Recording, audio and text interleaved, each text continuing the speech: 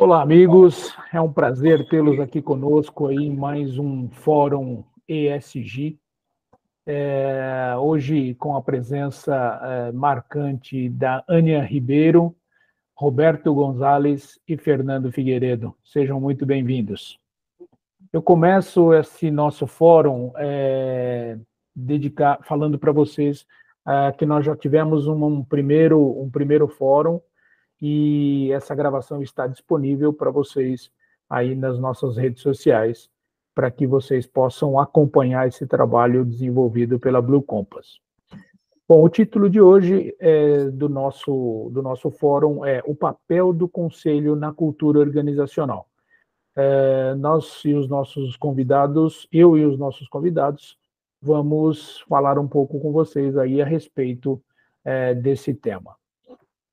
Vamos começar aí com uma breve apresentação dos convidados, né? Falando um pouco de mim, eu sou formado em administração, tenho pós-graduação em gestão de negócios, uma especialização em RH e fiz uma extensão universitária no ISE, que é ligado à Universidade de Navarra, ao IESE da Espanha. Tenho aí uma carreira de 44 anos em recursos humanos, e hoje, há 14 anos já, sou CEO da BVE, Brasil Vagas Executivas, e durante o nosso fórum hoje eu estou aqui para ajudá-los e ajudar os nossos convidados aí a debater esse tema.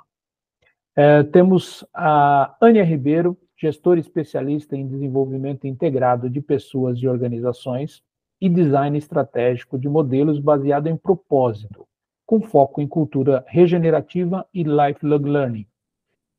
Tem MBA em marketing e é bacharel em comunicação social, especialização em administração de empresas e Resilient Thinking for Development, Resilient Thinking for Development, fundadora da Agari Modelos Sustentáveis e membro da rede Ethos de especialistas. Temos também a participação do Roberto Gonzalez, administrador com pós-graduação em mercado de capitais na USP, é Governance Officer da Fundação José Luiz Egídio Setúbal, membro do Conselho do Fundo Ethical da Santander Asset Management, conselheiro das empresas Heavy Parts, MCM Corporate e foi membro do Comitê de Ética e Auditoria do Grupo Empresarial Empório Saúde. Recebeu em 2001, por votação dos analistas de valores mobiliários do Estado de São Paulo, o Prêmio Destaque do Mercado de Capitais e, em 2004, o Prêmio na categoria nacional. É coautor dos livros Ética na Vida das Empresas e Sucessão na Empresa Familiar, Conflitos e Soluções. Autor do livro Governança Corporativa, o Poder de Transformação das Empresas. É professor universitário e, o mais importante, casado com a Fabiola e pai da Mariana e da Estela. Temos também a presença do Fernando Figueiredo, que é consultor em sustentabilidade, ESG e impacto positivo. Trabalhou na Schneider Electric como head de sustentabilidade no Brasil. Foi presidente do CT Clima, Câmara Temática de Energia e Clima, do CEBEDS, diretor da CDP do Brasil, professor convidado da Fundação Dom Cabral, FEA-USP, NECMA e INSPER, líder climático no Climate Reality, administrador de empresas com atuação junto à agenda de sustentabilidade há 30 anos como empreendedor, executivo de empresas, ONGs, professor, palestrante e consultor. Eu reafirmo as nossas boas-vindas aos nossos palestrantes e chamo a Ania para falar com a gente um pouco aí sobre o seu tema. Ania, por favor. Obrigada, Wilson.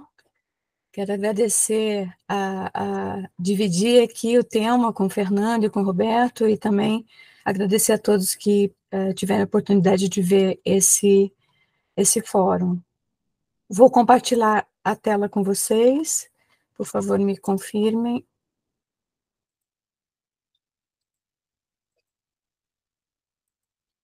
Já estão vendo? Perfeito.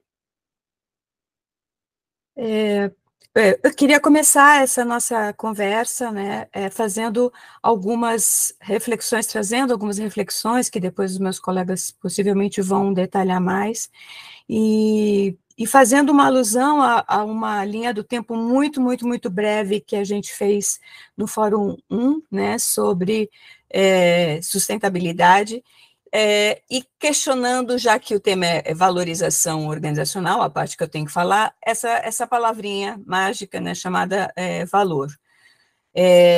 Eu trouxe aqui alguns de valor em queda, porque justamente são empresas, enfim, internacionais, que desde 2001 eu levantei algumas aqui, foram protagonistas de alguns escândalos. Lembrando que no primeiro episódio a gente falou que já na década de 70, com o Clube de Roma, toda essa abordagem sobre sustentabilidade vem acontecendo, né? Na década de 90, forte com o Triple Bottom Line, depois 2000 e na década de 2000, o próprio Objetivo de Desenvolvimento Sustentável, e agora mais recentemente, pegando forte no mercado, o ESG. E aqui a gente traz algumas empresas que, mesmo durante esse período, onde essa abordagem, onde a prática, onde a importância disso foi crescendo no mundo afora, tiveram alguns problemas, né? Eu não vou detalhar todas, né? Eu acho que é o caso mais mostrar mesmo os impactos mais significativos de cada uma delas. A Enron e a Lehman Brothers vieram à falência, né?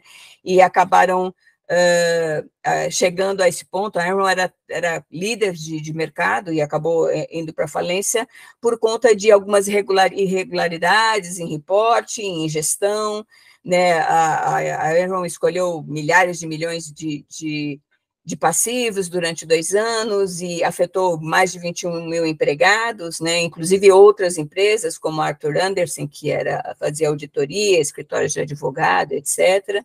A própria Lehman abriu falência em 2008 e foi, digamos assim, protagonizou a crise das hipotecas subprime, né? Os empréstimos que ela fazia excederam o seu capital. Todas elas aqui, vocês vão ver que num curto espaço de tempo tiveram uma queda significativa no valor de suas ações. A Lehman, por exemplo, 70% do valor ela perdeu em 6 meses, né? A BP, acho que muita gente conhece, né, que foi a plataforma que explodiu no Golfo do México e até a contenção deixou mais de 4,9 milhões de barris de petróleo derramados no oceano, né, gerando impactos bastante negativos, tanto no ecossistema local, quanto na própria população de entorno, que trabalhava com turismo, enfim, tinha sua vida baseada naquele local, né? Afetou muitos cidadãos e ainda o CEO também deixou a empresa, tal, e veio a falência, né? A Valent Pharmaceuticals, eu queria só destacar, ela teve uma prática de mercado bastante nociva, né? Foi adquirindo empresas para poder manter os resultados e ainda controlava uma cadeia de farmácia, né? Para aumentar a cadeia e também continuar reportando lucros, né? Teve tanto o CEO quanto o executivo também condenados a 1 ano de prisão, e ainda é um caso desses que a empresa, depois de um episódio como esse, muda de nome, né? A gente já tem alguns aqui também. Bom, a Volkswagen e a Apple foram problemas em produtos, né? A Volkswagen num dispositivo que mascarava emissões, né? Então, na hora do teste, e a Apple também um dispositivo que reduzia o potencial do seu iPhone para evitar shutdown, isso foi, inclusive, assentido pelo próprio CEO e tudo mais.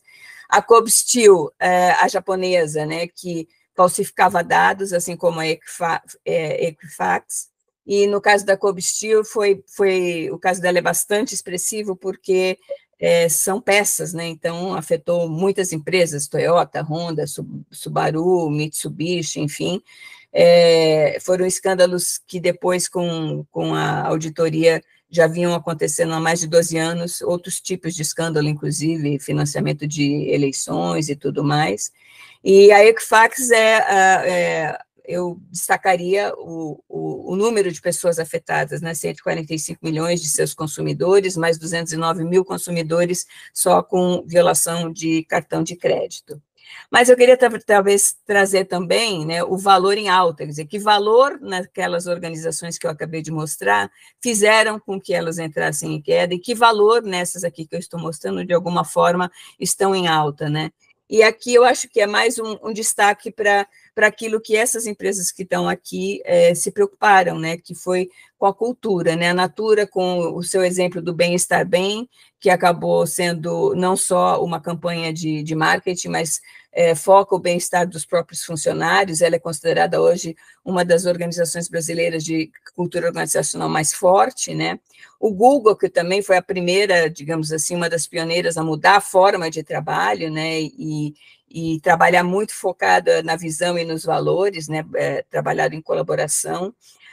A Netflix, que partiu de uma locadora e hoje é uma das grandes de streaming, né, que também tem um foco muito concentrado na cultura organizacional, né, ela destaca como um ponto importante, inclusive, para a própria produtividade que eles também buscam, né.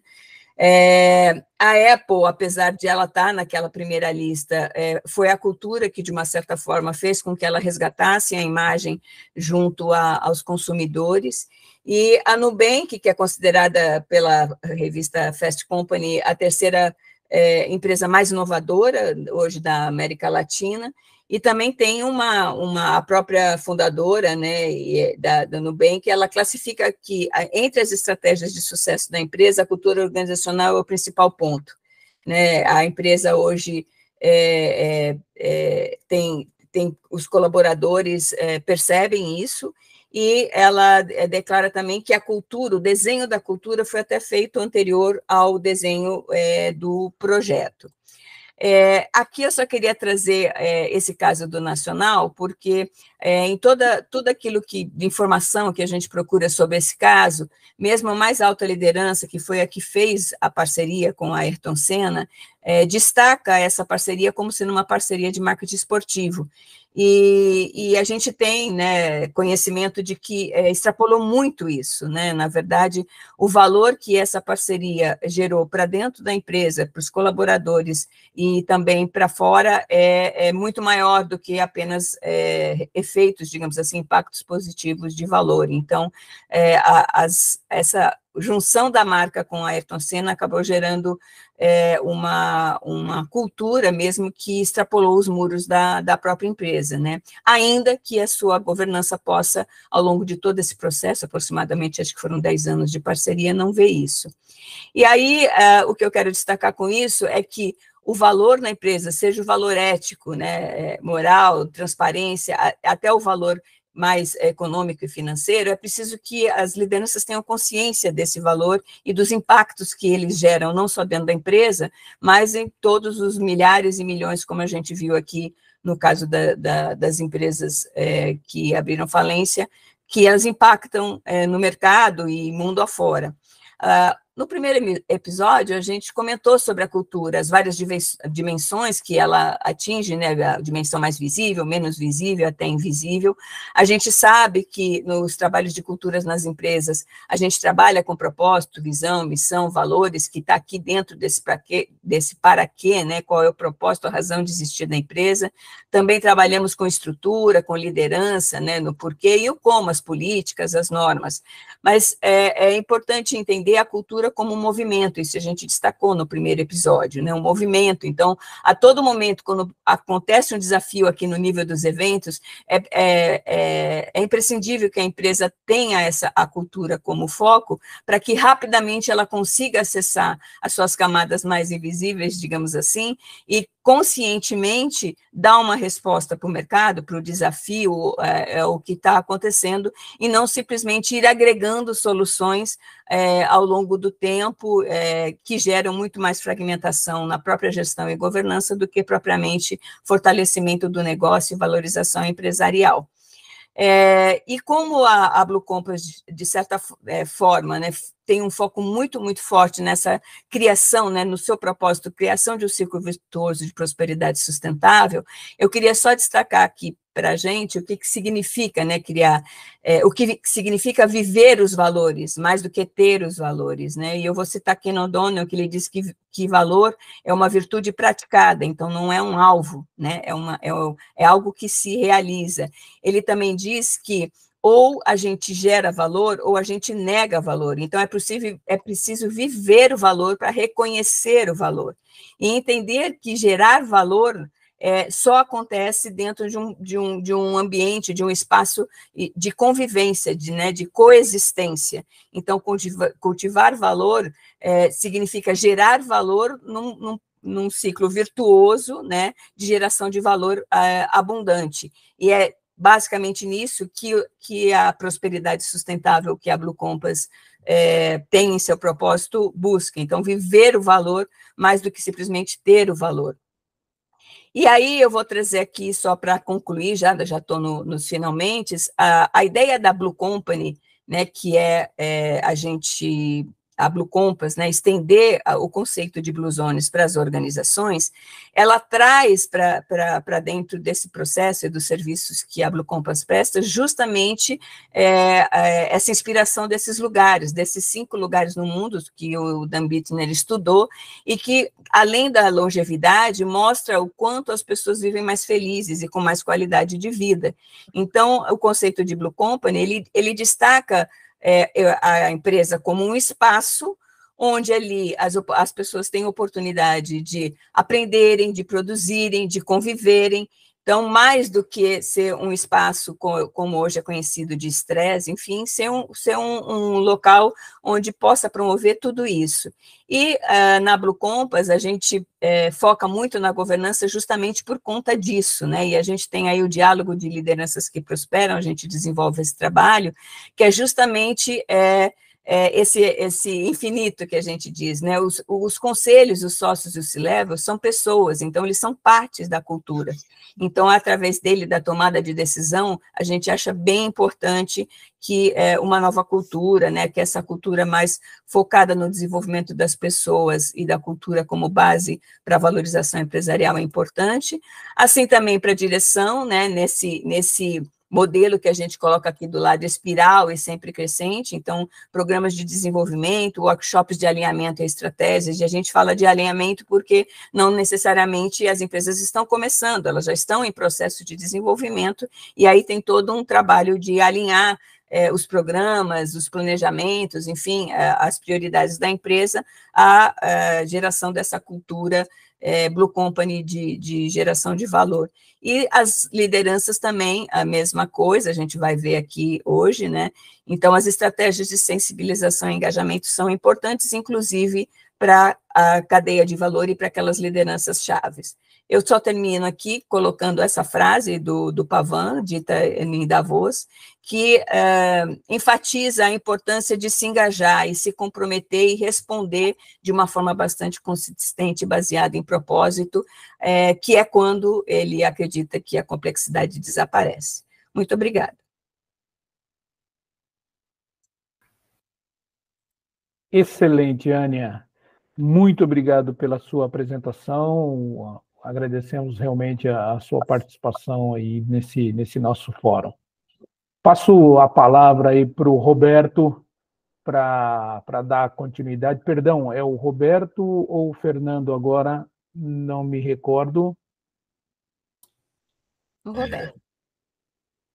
Roberto. Tá. Perfeito.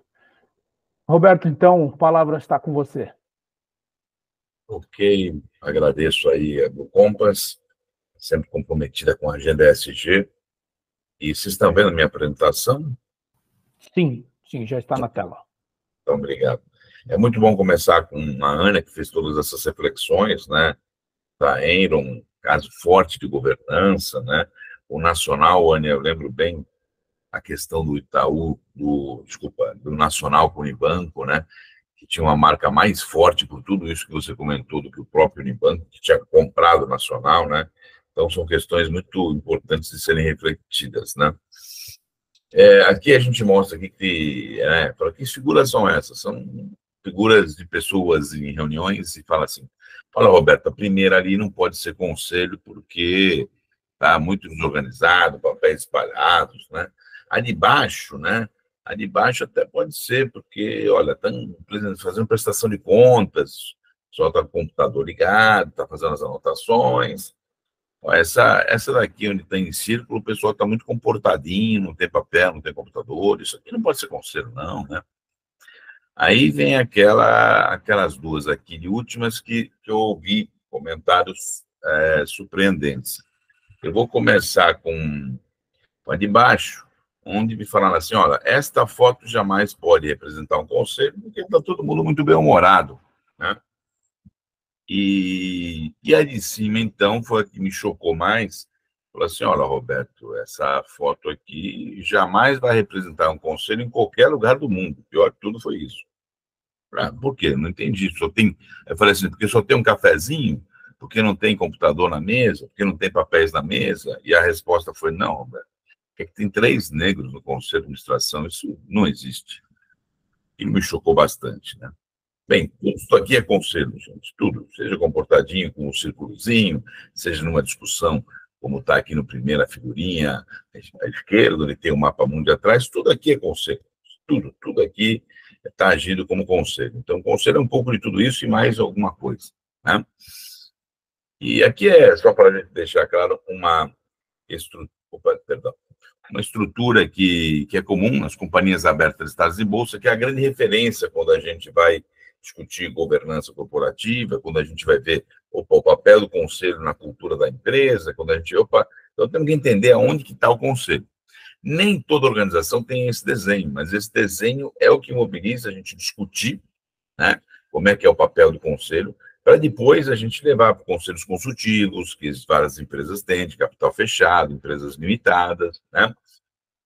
Ou a própria companhias a própria SA, companhias sociedades anônimas, mas que não são listadas na Bolsa, nem tem obrigatoriedade de ter conselho, se são SA sem ser listado, né? A prerrogativa legal brasileira diz isso. E aí a gente entende aonde está, né? Porque isso é o caminho que se espera que uma empresa, pelo menos que vislumbre crescer, opa, eu estou crescendo tanto, vou chamar o pessoal para participar do meu crescimento, né? Um grande exemplo desse, inclusive na agenda SG é forte, é a Natura, né? A Natura, os 3 sócios falaram, poxa, a gente acredita tanto no que nós estamos fazendo, vamos chamar as pessoas para poderem participar junto com a gente. Quando a Natura abriu capital, ela não precisava fazer nada para um grande empreendimento. Os recursos que entraram foram para o bolso dos 3 acionistas, né? É comum, quando faz uma abertura de capital, ter um grande empreendimento para ser desenvolvido com recursos que entram. Mas a Natura acreditava naquela ação. E é uma empresa símbolo e referência quando se fala em ESG, né? Então, isso é uma forma importante da gente refletir, e ela tem esse desenho aqui. Então, aqui tem lá os donos, ficam lá em cima na Assembleia, entra o Conselho de Administração, né, que é o guardião dos valores, da missão, da visão. Então ele é que tem que deixar claro isso para todos da organização. Aí você vai ver, Roberto, mas dentro do conselho tem lá comitês que você colocou, tem um pedacinho fora da caixinha do conselho. Por quê? Porque a ideia é que você tenha comitês para aprofundar o assunto, por exemplo, o comitê ESG, que aprofunde o assunto e depois traga para o colegiado do conselho para deliberar sobre isso, e aí a diretoria executiva vai pôr em prática isso que foi deliberado pelo conselho. Já o conselho de administração é mandatório. Ele decide e tem que ser executado pela diretoria executiva. E esse pedacinho que está de fora é o especialista externo. Geralmente o comitê se recomenda que seja liderado por um membro do conselho de administração, ou seja, por um conselheiro, mas que também tem especialistas no mercado, que a única função que eles vão ter na organização é ser membro do comitê. O comitê mais famoso é o comitê de auditoria. Nós todos aqui gostaríamos que fosse o comitê de ESG. O Wilson provavelmente gostaria que fosse o comitê de pessoas, né? Lembrando, não tem problema nenhum você ter um comitê ESG e o S seja o externo e você tem um comitê de pessoas com dedicação exclusiva para o interno. Mas uma companhia tinha os seguintes comitês: comitê de governança e ética, comitê de pessoas e comunidade, comitê de meio ambiente e qualidade. E depois ela criou o comitê ESG e manteve os outros 3. Aí eu falo, opa, me explica, né? Então, tem que tomar cuidado, porque às vezes, não, eu tenho que ter, mas tem que ter coerência, tem que ter sentido enquanto está desenvolvendo isso, porque senão, em vez de ter uma cultura, a empresa vai ter uma quizumba de culturas. Tá? Importante que toda e qualquer organização deve ter um conselho de administração, um conselho mandatório. Aí o caminho do meio pode ser um conselho consultivo? Pode. Empresas de médio porte, às vezes, podem ter um conselho consultivo ad perpétuo, né? Porque elas não crescem, não se desenvolvem, mas pode ter uma prática de deliberativa. Eu falo assim, Roberto, mas qual a diferença de um conselho consultivo para um conselho deliberativo, né? Bem, muito bem. O conselho deliberativo, o conselho de administração, é ele que monta a agenda da estratégia da organização, é ele que define. É lógico que dialogado com o CEO, dialogado com a diretoria, geralmente através da figura da pessoa do CEO, ou da CEO, né, que faz isso, mas ele é mandatório. Um conselho consultivo, não. A diretoria, na figura do seu CEO, do presidente, decide o que ela quer ser aconselhada. Ela monta a agenda do que ela quer ser aconselhada e repassa ao conselho consultivo para que os conselheiros consultivos possam auxiliá-la naquilo que ela quer ser aconselhada. Então, essa é uma diferença muito importante dos dois conselhos. Perfeito? Toda e qualquer organização pode ter um conselho. É comum um conselho consultivo em empresas que ainda estão em desenvolvimento, empresas familiares de menor porte, né, pequenas empresas, e terceiro setor inicial. Quando está iniciando o terceiro setor, é importante, às vezes, colocar notáveis, tá? Mas depois ter um conselho deliberativo também. Importante esse terceiro ponto que está aqui, que o conselho consultivo não pode ser para inglês ver. Às vezes, a organização, já tive casos, né? E a organização conseguiria custos menores em operações financeiras, essas operações financeiras de crédito teriam um custo menor, se ela apresentasse algumas questões, entre elas, ter um conselho consultivo. Estava isso, né? Aí ela montou um, mas não tinha reunião, não tinha nada, ou seja, era para inglês ver. Aí não se torna efetivo, né? Aí não se torna efetivo. Então, aí não funciona.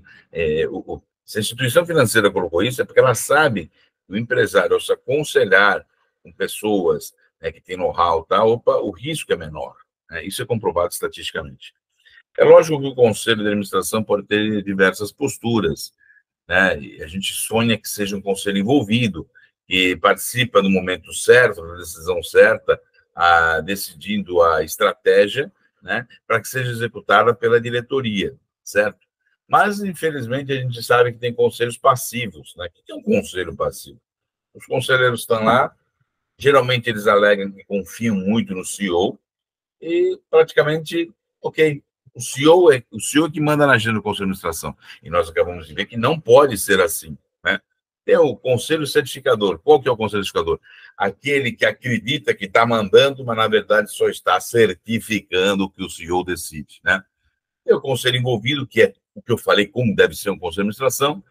Tem o Conselho Interventor. O que é o Conselho Interventor? Ele faz o que deveria a diretoria fazer.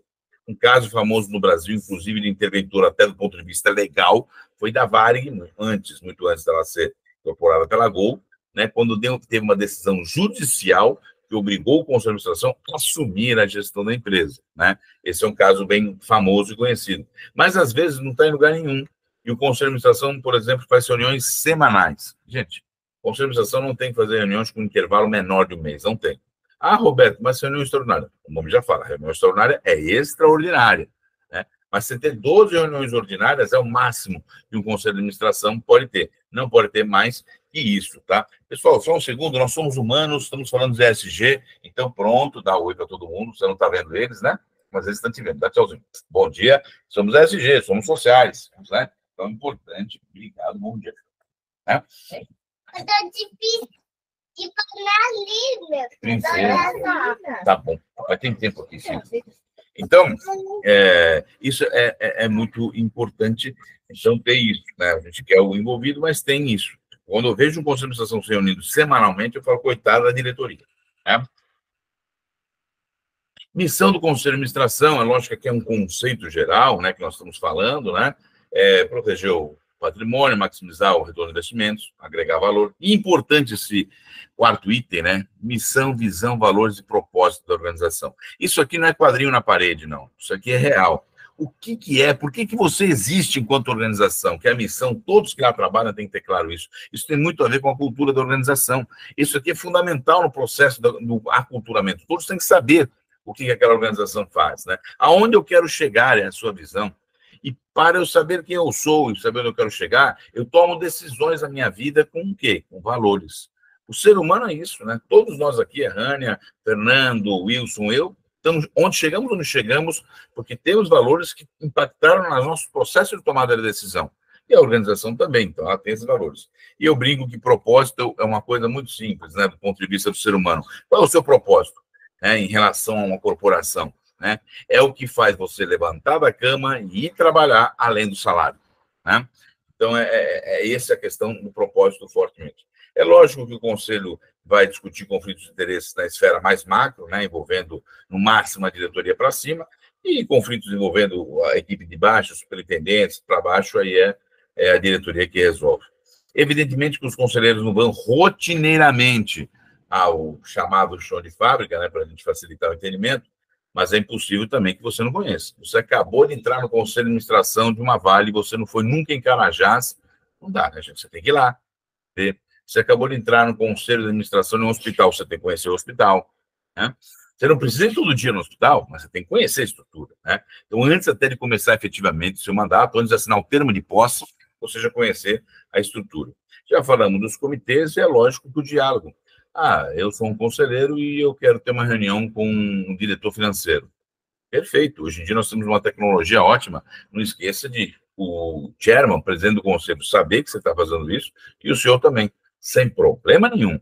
A organização é muito importante ela fazer uso, bom uso, do know-how que existe dos conselheiros em prol da organização. Algumas das principais atividades escolha de instituição do CEO da organização, muito importante, né?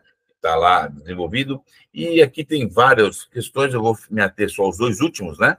Que é a indicação e substituição dos auditores independentes. Por que está aqui? Porque se nós temos o comitê de auditoria, é importante que essa prerrogativa seja dele. Mas a lei brasileira fala que essa prerrogativa é do Conselho de Administração. Então, eu tenho que fazer o quê? Eu tenho que colocar no estatuto da empresa que existe o comitê de diretoria, a alçada do comitê de diretoria, e que aquilo que é homologado pelo comitê de diretoria é automaticamente aceito por todos os membros do Conselho de Administração. Porque, por boas práticas de governança corporativa, os membros do comitê de diretoria não devem ser conselheiros independentes. Né? Então, imagina que eu, o Wilson e a Rânia somos membros do comitê de diretoria, o Fernando Figueiredo é o presidente do conselho, e nós estamos na empresa Figueiredo Tubos e Conexões. E nós temos 6 Figueiredos no Conselho de Administração, eu, a Rânia e o Wilson não somos Figueiredo. E estamos dizendo que o que os 3 decidirem, os 9 ratificam. Né? Então, boas práticas de governança corporativa. Né? Conselho dentro da cultura organizacional, rapidamente, né, falando que a organização é uma esfera. E o que nós vemos nessa organização? A gente vê a comunicação externa, a gente vê a arquitetura, o prédio da empresa, o marketing, eventos que a empresa faz, demonstrações contábeis, relatório anual, isso é o que nós vemos da organização, né? Mas para chegar nisso, existe todo um caminho, né? Atrás disso são pessoas, profissionais, tecnologia, né, que fazem comunicação interna, isso. Existe uma identidade da empresa, e aí vem a cultura, que nós vamos usar até agora. Que é o quê? Aquilo que eu falei para vocês, né? Missão, visão, valores e propósitos ratifica a cultura da organização. Uma outra forma, um outro desenho de mostrar é esta questão aqui, né?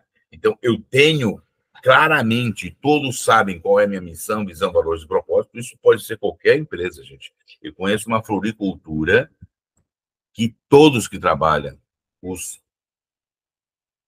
8 profissionais que trabalham, sabem claramente o que é aquela floricultura, a sua essência, a sua missão, sabe aonde querem chegar, sabem os valores claros da organização, e todos eles sabem porque levantam de manhã e vão lá trabalhar. Qual o propósito dessa agricultura? É trazer bem-estar para as pessoas através das flores. Ok? Então, é isso que é importante. Tá? Aqui é uma coisa muito interessante que eu peguei e fiz, né? Nós estamos falando bastante, a inteligência artificial veio para ficar, não tem dúvida nenhuma. E interessante é que a geração que sabe fazer perguntas está saindo melhor que a inteligência artificial. A inteligência artificial é um aliado das gerações mais antigas, porque sabe fazer perguntas, né? As gerações mais novas não sabem, então vão ter que aprender a fazer pergunta. Se você não faz a pergunta adequada, você não sabe fazer bom uso da inteligência artificial, né? Então, isso é muito importante. Eu lembro uma prova uma vez, eu já fui professor universitário, eu dei a resposta e escrevi assim em negrito: com base na resposta acima, elabora a pergunta. Os alunos piraram. A maioria não conseguiu, né? Então, aqui, pergunta que eu fiz: como a governança corporativa contribui para o desenvolvimento da cultura organizacional? O que a inteligência artificial respondeu? A governança corporativa contribui para o desenvolvimento da cultura organizacional ao estabelecer diretrizes claras de liderança, responsabilidade e transparência dentro da empresa. Através de práticas de governança corporativa sólidas, é possível promover uma cultura de integridade, ética e conformidade com regulamentos e normas. Além disso, a governança corporativa ajuda a definir papéis e responsabilidades de diversos níveis hierárquicos, o que influencia diretamente a maneira como os funcionários se comportam e interagem no ambiente de trabalho. Em resumo, uma boa governança corporativa cria as bases permitidas para o desenvolvimento e sustentação. E a outra pergunta que eu fiz: qual é o papel do conselho na cultura organizacional? Olha que interessante. Eu fiz essa pergunta, eu não coloquei que tipo de conselho era, não coloquei conselho consultivo, mas o que ela respondeu à inteligência artificial? O conselho de administração, aquele que delibera, aquele que é estratégico, né? Não consultivo. Não que não seja estratégico ou consultivo, mas só estamos para facilitar o entendimento, né? O conselho de administração desempenha um papel fundamental na definição da direção e dos valores da empresa, o que tem um impacto direto na cultura organizacional. Eles podem promover a cultura organizacional através do estabelecimento de políticas e práticas que incentivam a transparência, a ética, a diversidade e a inclusão. Além disso, o conselho pode definir metas e objetivos que estejam alinhados com a cultura desejada e garantir que a liderança da empresa esteja comprometida, né? E aqui eu termino com uma frase que eu gosto muito do Frederico Garcia Lorca: o mais terrível dos sentimentos é o sentimento de ter a esperança perdida, né? E Lorca tem um impacto também muito grande, né? Quando ele morreu, Francisco Franco, né, o generalíssimo ditador espanhol, naquele momento ainda não era, porque era a Guerra Civil Espanhola, falou que a morte de Franco foi pior que perder 1000 batalhas, pelo impacto que tinha, pelo que ele defendia, né? E aqui tem os meus contatos. Então, fiquei aqui dentro do tempo, Wilson, peço desculpas se Imagina, Roberto. eu já descompartilhei, não, né? Não, está faltando você fechar. Obrigado aí, Wilson, e estou à disposição. Perfeito. Agradeço, Roberto, agradeço aí a sua brilhante palestra aí. E já passo a palavra para o nosso amigo Fernando para complementar aí o nosso fórum aí com a sua apresentação. Olá, muito obrigado pelo convite. Para complementar aqui a fala do Roberto e da Ania, eu estou aqui com a parte da liderança e o engajamento das partes interessadas. E quando você fala de lideranças, eu aí vou fazer um recorte, a liderança dentro da governança, e vou trazer assim o papel da liderança na governança, o papel da liderança, da diretoria na liderança e governança, a importância da governança, que o Roberto já trouxe na fala dele, e para fechar essa questão da parte das partes interessadas, que é uma parte extremamente fundamental nesse processo. E assim, começando olhando a governança hoje, né? O líder foi falado no fórum anterior, né? Sobre o papel do líder. E o líder, ele é um cara que ele guia e atrai as pessoas que estão ao seu redor para inspirar, para seguir um caminho, né? E dentro da governança, o papel central dele é muito grande, porque ele está na estrutura organizacional e desempenha o papel de liderar e executar. Então, ele trabalha com o que o conselho define, fazendo, quando eu estou falando de liderança, eu estou falando de C-level e middle management, que são, vamos dizer, os que têm o poder de estar trazendo esse desenvolvimento e promover essas estratégias para que o negócio dure no longo prazo, porque no final do dia a gente está falando desse processo, né? Então, a governança, ela serve para qualquer tamanho de empresa, não é só para capital aberto. Eu acho que o Roberto comentou aí de uma floricultura, mas eu acho que o importante é a gente falar o seguinte: empresas pequenas também, quando você tem uma boa governança, agrega valor ao negócio, que é o que a Vânia também trouxe da questão de agregação de valor. E o grande desafio da liderança na governança é equalizar os diversos interesses dos stakeholders do negócio, seja externos, seja internos, são fornecedores, clientes, executivos, acionistas, conselho. Então, tem uma gama bastante grande, né? É sempre recomendado ter uma boa governança nesse processo de gestão do negócio, porque ele ajuda muito nessa construção de valor que os negócios têm. E uma diretoria de governança, pensando num C-level, ela está muito relacionada a riscos corporativos, mas não só a questão de riscos, mas das responsabilidades da governança. Então, quando ele analisa riscos, ele tem que pensar nas adaptações e mitigações que ele tem que fazer, e aí tem um princípio da governança corporativa, que é o princípio da precaução, que é você fazer tudo que está a seu alcance para minimizar os riscos. E hoje a gente vive com uma série de riscos climáticos, econômicos, que às vezes afetam os negócios de forma diferente, né? E o grande ponto desse processo também, né, quando você fala de uma diretoria, é trazer a transparência nesses processos, então ter uma informação e divulgação precisa e oportuna, porque informações relevantes aos stakeholders sigam a regulação. A gente teve alguns exemplos agora de pessoas saindo de conselho, então são fatos relevantes que acontecem e influenciam o negócio. Outro fator que define muito essa parte de papel da diretoria, ela tem um papel de execução e de implementação das propostas que vêm do conselho. Então, ela tem um papel muito estratégico e ela precisa estar muito preparada, porque hoje, quando você fala da agenda ESG, você está falando de...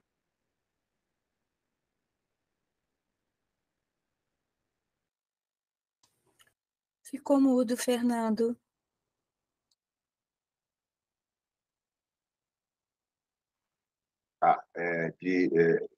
eu estava falando que quando você fala hoje disso, você fala de riscos, você fala de estratégias climáticas, de clima interno, de stakeholders, de ética, de governança. Então, tem uma cadeia de fornecedores, que é um ponto extremamente importante. Então, é uma gama muito mais ampla que a governança precisa estar olhando, né?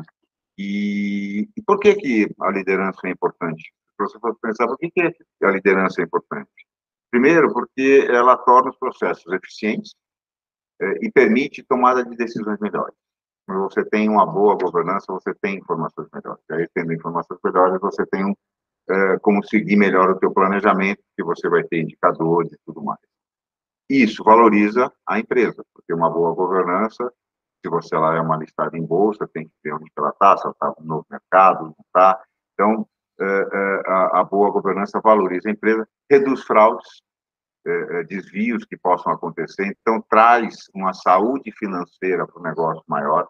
Não estou aqui falando só da governança econômica, mas tem a questão ambiental e social, que hoje é o caminho de apresentar, e aqui é a proposta que a gente está trazendo, nessa visão ESG. Então, você tem o econômico, o ambiental, o social, com uma boa governança, equilibrados e apresentando resultados. E, por consequência, você tem uma imagem melhor do mercado, então você fala de reputação, de perenidade do negócio, e você torna o teu negócio mais atraente a investidores, a financiamentos verdes. Então, você tem uma série de benefícios trazendo essa boa governança. O Instituto Brasileiro de Governança Corporativa, que eu e o Roberto fizemos parte aí do Comitê de Sustentabilidade durante um bom tempo, ele traz assim 4 grandes indicadores, né, da governança, que é a transparência, a equidade, a accountability, né, que é a forma como você compreende, e a responsabilidade corporativa. E o conceito deles, de uma diretor de governança, é implementar e gerir e aprimorar a arquitetura do ecossistema de controle, promovendo um alinhamento entre os departamentos da corporação. Então, ele é um grande, na verdade, maestro, ele tem que falar com todos, congregar e E aí eu vou entrar na última parte, que é uma parte de engajamento das partes interessadas, que é uma parte extremamente importante, porque quando você fala de uma pessoa de governança, uma pessoa de ESG, ela tem que falar com todas as áreas, porque, na verdade, ela tem que compor resultados. Então, ela tem que construir relações benéficas com todos, seja internos, seja externos. E aí é um desafio, porque quando você fala de fazer um papel de escuta de stakeholders, ela tem que ser realmente muito sincera e ela precisa ser verdadeira, porque a empresa afeta e também pode ser afetada. E essa escuta hoje faz parte de uma boa governança afetada de públicos, de interesses, minorias que estão, no caso de empresas listadas, minoritárias, mas vamos pensar em empresas não listadas, o entorno da onde ela tem a operação dela, se ela for uma indústria. Então, tem uma série de questões. E aí, quando você fala de escuta de stakeholders, você também pode falar para aumentar o apoio de uma causa, de uma construção, reduzir ou minimizar riscos. Então, quando você fala de escuta, você tem que ter alguns princípios. E esses princípios, assim, um deles é a base, é o diálogo, e esse diálogo tem que ser um diálogo com uma discussão bidirecional, ou seja, não é só você falar, você tem que escutar, a importância disso, né, para que você crie uma contribuição e uma co-construção com decisões coletivas. Você tem que ser estratégico, você tem que saber onde você quer chegar com esse diálogo, porque o diálogo chegar no sentido de onde eu quero construir, o que eu quero entender, né? Proativo dentro do possível, no caso de, às vezes, de acidentes como tivemos aí de grandes empresas, você tem que construir esse diálogo de uma forma reativa, mas o proativo é sempre muito mais produtivo e estratégico, agrega mais valor, gera valor. Claro e direto, tem que ter informações relevantes para todos os stakeholders, não adianta a gente falar que o stakeholder eles têm que ter todas as informações. A transparência, que é um dos princípios da governança, né? Inclusivo, quando você fala de inclusivo, é realmente colocar as minorias, escutar mesmo, pode até não atender, mas escutar. Hoje, quando você fala de negócios, os negócios, eles querem ter perenidade. Então, esta relação tem que ser contínua, essa escuta de stakeholders tem que ser contínua. E um ponto muito importante, tem pessoas dentro da empresa analisando essas questões que vêm de fora. E uma questão que hoje muito se fala é uma matriz de materialidade dupla que você tem, onde você tem uma escuta externa e você considera ou não dentro da estratégia do negócio, mas ter essas duplas materialidades. Então, é um pouco é uma trilha, mas na verdade a escuta e a relação com os stakeholders tem que ser verdadeira. Por cadeia de fornecedores, você tem que criar uma relação com seus fornecedores, porque pensando numa estratégia climática, eles são estratégicos. E eu, assim, trago essa visão, é uma visão muito rápida, um recorte, e para compor aqui com a Ania, com o Roberto fizeram, e aí eu estou à disposição, caso a gente tenha algumas questões. Obrigada, Fernando. Quero agradecer aqui, em nome da Blue Compass, mais uma vez, a participação do Wilson, do Roberto, sua. Como você mencionou, a nossa intenção aqui no Fórum é sempre trazer questões, trazer reflexões, dar um pouco de orientação também. A gente trabalha a ideia de temporada justamente por conta disso. No primeiro episódio, a gente falou bastante sobre pessoas e cultura, agora o papel da governança, e eu quero finalizar o nosso encontro aqui, já deixando um convite, né, para as pessoas participarem do próprio episódio, será dia 11 de abril, e que vai falar um pouco mais sobre ESG e o impacto dessa agenda na valorização empresarial. São 3 pontos muito caros para a Blue Compass, né, a cultura, a governança que a gente mencionou agora aqui, e as práticas mesmo, a governança entrando, a tomada de decisão entrando dentro do processo de gestão da própria empresa com a agenda ESG. Então, finalizo também agradecendo a audiência e dizendo que a Blue Compass está à disposição, todos nós nós aqui para qualquer dúvida e contamos com vocês no próximo episódio. Obrigado, Roberto, Fernando, até a próxima.